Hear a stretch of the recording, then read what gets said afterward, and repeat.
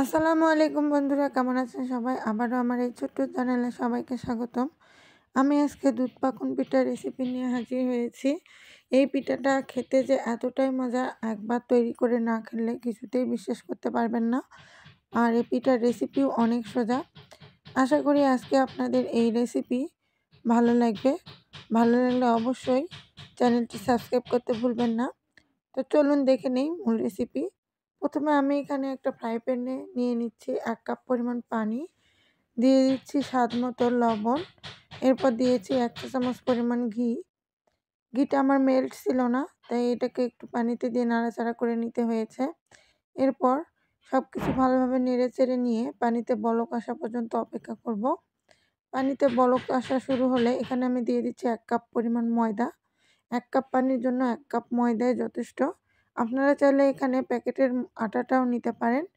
এটাকে লো হিটে কিছুক্ষণ ভালোভাবে নেড়েচেড়ে একটা ডো তৈরি করে নেব। তারপর এটাকে আমি চুলা থেকে নামিয়ে একটা পাত্রে নিয়ে নিচ্ছি আর ভালোভাবে একটু হাত দিয়ে মথে নেব। এই পিঠাটা যত মথে নেবেন তত কিন্তু পিঠাটা খেতে নরম তুলতুলে হবে, মুখে দিলেই মিলিয়ে যাবে। এরপর এদিকে আমি একটা ডিম নিয়েছি আর ডিমটাকে এখন একটা কাঁটা চামচ দিয়ে খুব ভালোভাবে ফেটিয়ে নেব। ডিমটা আমার ফেটিয়ে নেওয়া হয়ে গিয়েছে।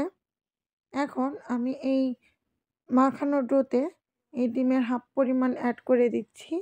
দিয়ে এখন এই ডিমের সঙ্গে এই ডোটা খুব ভালোভাবে হাত দিয়ে মেখে নেব। এটাকে খুব ভালোভাবে মেখে নিতে হবে।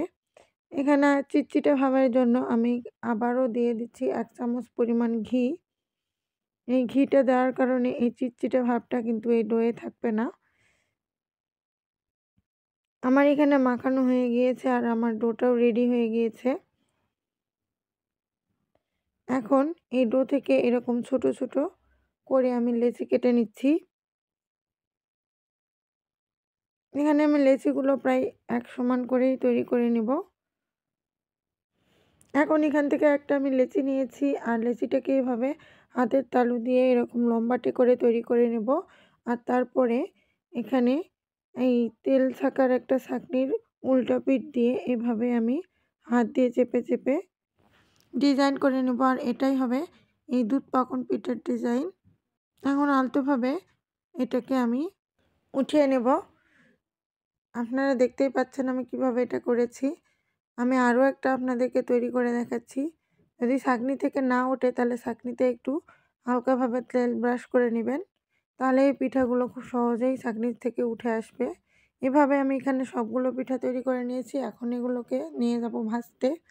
ভাজার জন্য আমি এখানে তেল নিয়েছি আর তেলটাকে খুব হাই হিটে গরম করিনি, অল্প গরম হলে এখানে আমি ধীরে ধীরে পিঠাগুলো দিয়ে দিচ্ছি। আর এই পিঠাটা কিন্তু ডুবো তেলে ভাজতে হবে। অল্প তেলে ভাজলে পিঠার ডিজাইনটা অনেক সময় নষ্ট হয়ে যায়। এখন এগুলোকে একটু সময় নিয়ে এপিট ওপিট করে আমি ভেজে নেব। এখানে আপনারা আপনাদের পছন্দের মতো রং আসলে পিঠাটাকে উঠিয়ে নিতে পারেন।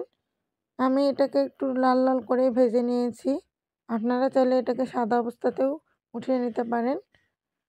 এখানে আমার পিঠাগুলো ভাজা হয়ে গিয়েছে আর এখন আমি ছাঁকনি দিয়ে উঠিয়ে নিচ্ছি। এভাবে আমি এখানে সবগুলো পিঠা ভেজে নেব। পিঠাটা ঠান্ডা হতে থাক, এদিকে আমি দুধ দিয়ে রস তৈরি করে নিচ্ছি। এখানে আমি দিয়েছি 3 কাপ পরিমাণ লিকুইড দুধ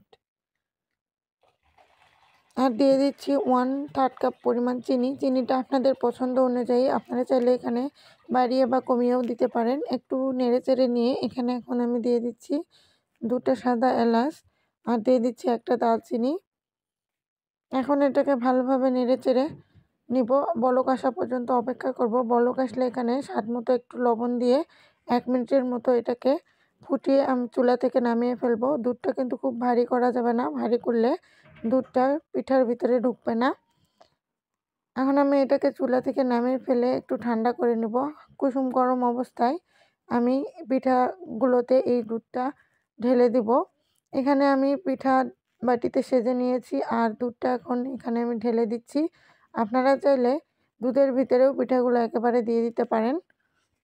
এখন এটাকে আমি ঢাকনা দিয়ে অপেক্ষা করব 30 মিনিটের মতো। আর 30 মিনিট পরে আমি আপনাদেরকে দেখাচ্ছি এটা দুধ টেনে নিয়ে কতটা ফুলে উঠেছে আর কতটা সফট হয়েছে।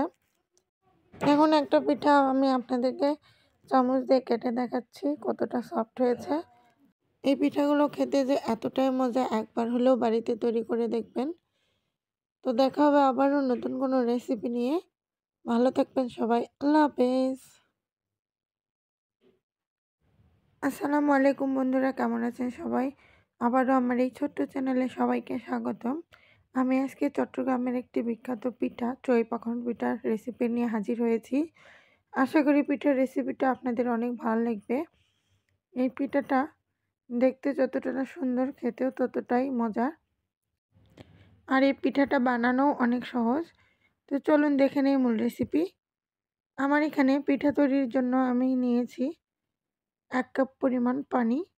এখানে আপনারা পানির পরিমাণটা বাড়িয়েও নিতে পারেন। তারপরে আমি দিয়েছি এখানে 1/2 কাপ পরিমাণ গুড়। এখানে আমি খেজুরের গুড়টা নিয়েছি। এখন পানির সঙ্গে গুড়টা খুব ভালোভাবে নেড়েচেড়ে মিশিয়ে নেব। যখন গুড়টা পানির সঙ্গে ভালোভাবে মিশে যাবে, তখন এখানে দিয়ে দিচ্ছি 1/2 চা চামচ পরিমাণ লবণ। তারপর দিয়ে দিব 1 চা চামচ পরিমাণ ঘি। এখন এই সব কিছু একটু ভালোভাবে নেড়েচেড়ে নেব। তারপরে এখানে আমি দিয়ে দিচ্ছি 1 কাপ পরিমাণ চালের আটা। এখানে আমার আটা কতটা লেগেছে আমি আপনাদেরকে একটু পরে বলছি। এরপর একটু নেড়েচেড়ে নিয়ে এখানে আমি দিয়ে দিব 1/2 কাপ পরিমাণ ময়দা। এখানে চালের গুঁড়ি যতটা নেবেন তার অর্ধেক পরিমাণ ময়দা নিতে হবে। আপনারা যদি এখানে 2 কাপ পরিমাণ চালের গুঁড়ি নিতেন তাহলে এখানে 1 কাপ পরিমাণ ময়দা দিতে হতো। তারপরে আবারও আমি একটু চালের গুঁড়ি দিয়েছি। দিয়ে ভালোভাবে নেড়েচেড়ে একটা ডো তৈরি করে নেব। এভাবে আমি এখানে চালের গুঁড়ি আমার 1 কাপের থেকে একটু সামান্য পরিমাণ বেশি লেগেছে। আর আমার এই ডোটা রেডি হয়ে গিয়েছে। এখন আমি এটাকে চুলা থেকে নামিয়ে একটা পিঁড়িতে নিয়ে নিচ্ছি। আপনারা চাইলে এটা বাটিতেও করে নিতে পারেন। আর সামান্য পরিমাণ চালের গুঁড়ি দিয়ে আমি হাত দিয়ে গরম থাকা অবস্থাতেই খুব ভালোভাবে এটাকে মথে নিব। এটাকে খুব ভালোভাবে মথে নিতে হবে। তারপর মথে নেওয়া হয়ে গেলে এখান থেকে আমি এই ডোটাকে দুভাগে ভাগ করে নিচ্ছি। আমি হাত দিয়ে আপনাদেরকে দেখাচ্ছি ডোটা কতটা সফট হয়েছে। দুভাগে ভাগ করে নিয়ে এক ভাগ আমি রেখে দিচ্ছি আর এক ভাগ দিয়ে আমি এখানে রুটি বেলে নিব। এখানে আমি রুটি বেলার আগে সামান্য পরিমাণ চালের গুঁড়ি নিয়েছি আর তারপরে এটাকে এখন আমি রুটি বেলে নিচ্ছি। এখানে আমার রুটিটা খুব মোটাও হবে না আবার খুব পাতলাও হবে না। এখানে এই রুটিটা কি পরিমাণ পাতলা হবে বা মোটা হবে আমি আপনাদেরকে বেলার পরে সেটা দেখিয়ে দিচ্ছি। এখন একটা গ্লাস নিয়ে এভাবে আমি গোল গোল করে কেটে নেব। আপনারা চাইলে অন্য যে কোনো ধরনের শেপ দিয়ে এই পিঠাটা তৈরি করে নিতে পারেন। গোল গোল করে কেটে নেওয়া হয়ে গেলে এখন আমি এই গ্লাস দিয়েই একটা ডিজাইন করে নিচ্ছি। আমি আপনাদেরকে দেখাচ্ছি। এভাবে এই রুটির মাঝখান দিয়ে আমি কেটে নিচ্ছি। তাহলে কিন্তু চাঁদ আর একটা অর্ধচাঁদ 2 ধরনের ডিজাইন তৈরি হয়ে যাচ্ছে। এভাবে আমি এখানে সবগুলো তৈরি করে নিব।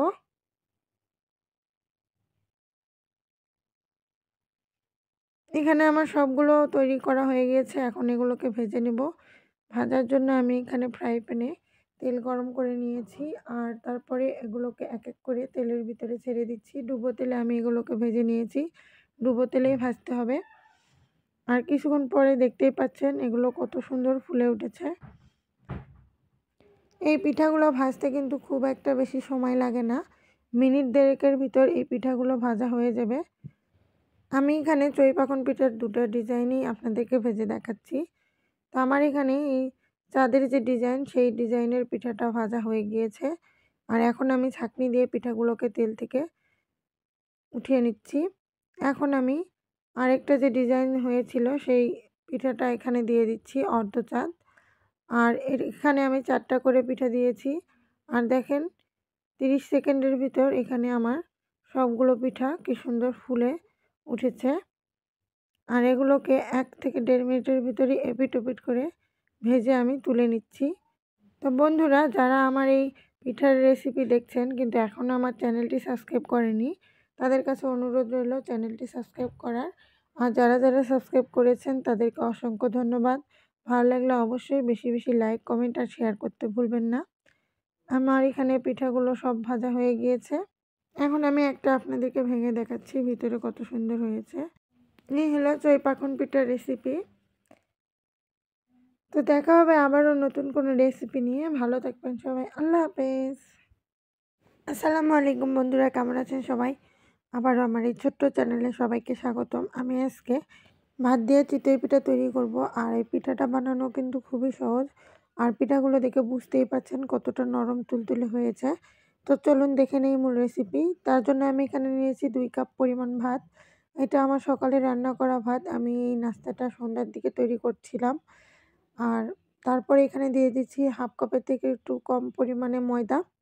ময়দাটা এখানে অবশ্যই দিবেন, তাতে পিঠাটা নরম হবে।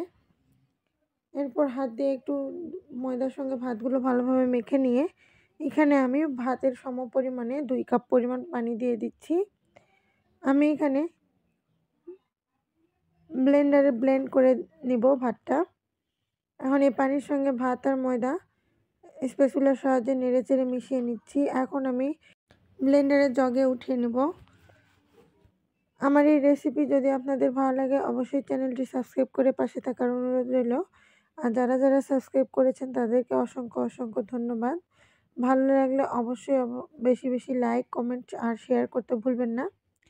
তো আমার এখানে সবটুকু ভাত ব্লেন্ডারে নেওয়া হয়ে গিয়েছে। এখন আমি এটাকে ব্লেন্ডারে ব্লেন্ড করে নেব। আর এটা কিন্তু খুব ভালোভাবে মিহি করে নিতে হবে। আমার এখানে ব্লেন্ড করা হয়ে গিয়েছে আর আমি আপনাদেরকে একটা স্প্যাচুলার সাহায্যে দেখাচ্ছি এটার ঘনত্বটা। এখন এটাকে আমি নেড়েচেড়ে নিয়ে জগ থেকে নামিয়ে একটা বাটিতে ঢেলে নেব।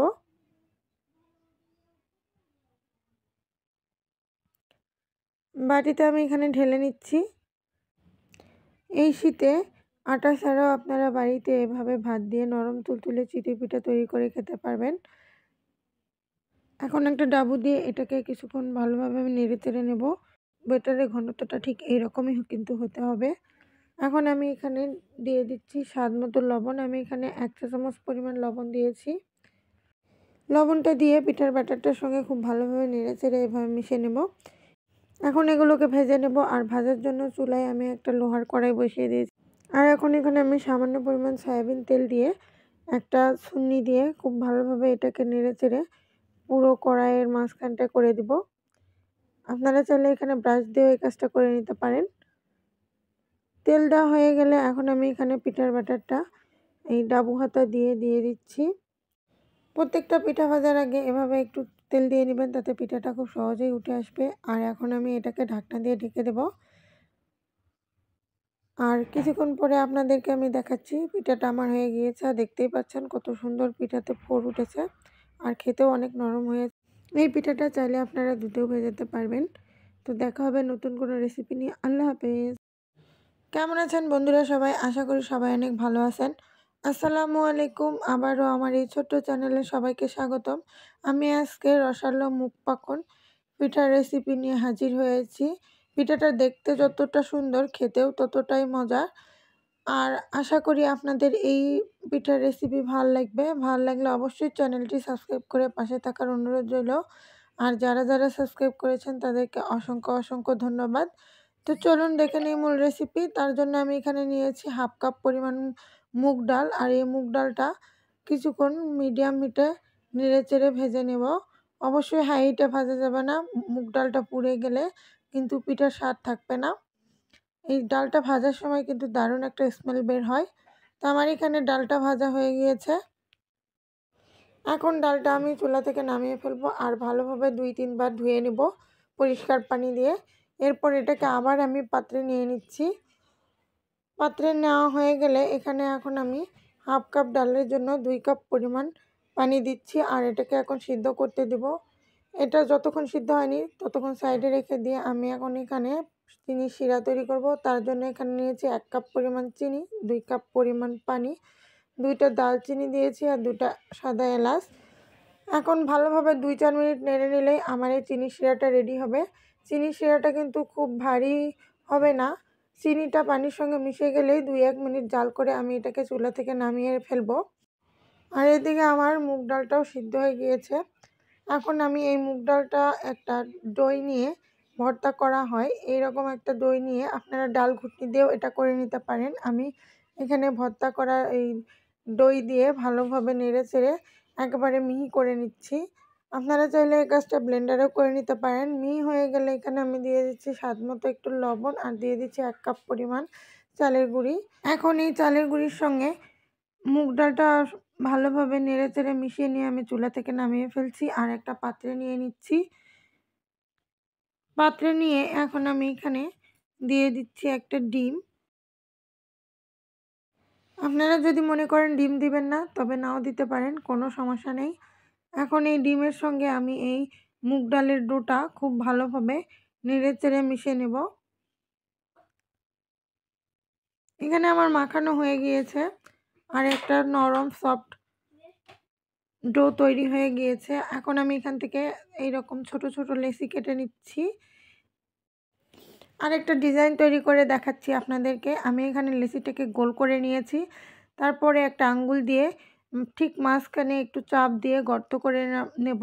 তারপরে একটা টুথপিক দিয়ে এভাবে চারপাশে লম্বা লম্বা করে দাগ দিয়ে নিব। আমি কিভাবে করেছি আপনারা দেখে বুঝতেই পারছেন। আর আমি আরও একটা ডিজাইন করে দেখাচ্ছি। সেটা হচ্ছে এভাবে আমি একটা পাতার শেপ করে নিয়েছি। পাতার শেপ করে নিয়ে এখন মাঝখান দিয়ে একটা দাগ টেনে নিয়ে পাতার যেরকম শিরা উপশিরা থাকে ওইভাবে আমি এখানে দুপাশ দিয়ে দাগ টেনে টেনে ডিজাইন করে দিচ্ছি। আর এই কাজটা আমি টুথপিক দিয়ে করেছি। আর এই পিঠার ডোগুলো কিন্তু এতটাই নরম থাকে যে আপনারা চাইলে যে কোনো ধরনের ডিজাইন এটাতে উঠাতে পারবেন। আর ডিজাইন করার আগে অবশ্যই উপর দিয়ে একটু সামান্য করে সয়াবিন তেল মাখিয়ে নেবেন। তো আমার এখানে ডিজাইন করা হয়ে গিয়েছে আর আমি এখন এগুলো সবগুলো তেলে ভেজে নিব। আমি এখানে মিডিয়াম আঁচে তেল গরম করে এক এক করে পিঠাগুলো ছেড়ে দিচ্ছি। আর এই পিঠাটা ডুবো তেলেই ভেজে নিতে হবে। এখন এগুলোকে মিডিয়াম হিটে ধীরে ধীরে ভেজে নিতে হবে, এপিট ওপিট করে পুড়তে দেওয়া যাবে না। আমার এখানে পিঠাগুলো ভাজা হয়ে গিয়েছে। পিঠাগুলো ভাজার পর ঠিক এইরকম একটা রং চলে আসবে। আর এভাবে আমি এখানে সবগুলো পিঠা এক এক করে ভেজে নিচ্ছি। আপনারা চাইলে এখানে অন্য যে কোনো ধরনের ডিজাইন করে নিতে পারেন।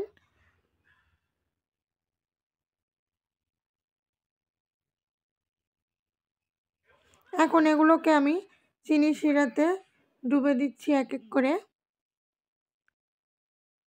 আর এই চিনি শিরাতে ডুবানোর পরে এটাকে মোটামুটি 1 রাত রেখে দিলে এই চিনি শিরাগুলো পারফেক্টভাবে এই পিঠার ভিতরে ঢুকে যাবে। কিন্তু আমি এখানে বেশিক্ষণ ভিজিয়ে রাখতে পারিনি, 2 থেকে 3 ঘন্টার মতো ভিজিয়ে রেখেছিলাম। আর তাতেই দেখেন এই পিঠাগুলো কতটা সফট হয়েছে। আমি আপনাদেরকে কেটেও দেখাচ্ছি। এই হলো সহজ মুগ পাকন পিঠার রেসিপি। এই শীতে পিঠাটা একবার হলেও তৈরি করে দেখবেন, খেতে কিন্তু অসম্ভব মজা। তো দেখা হবে আবারও নতুন কোনো রেসিপি নিয়ে। ভালো থাকবেন সবাই। আল্লাহ হাফেজ।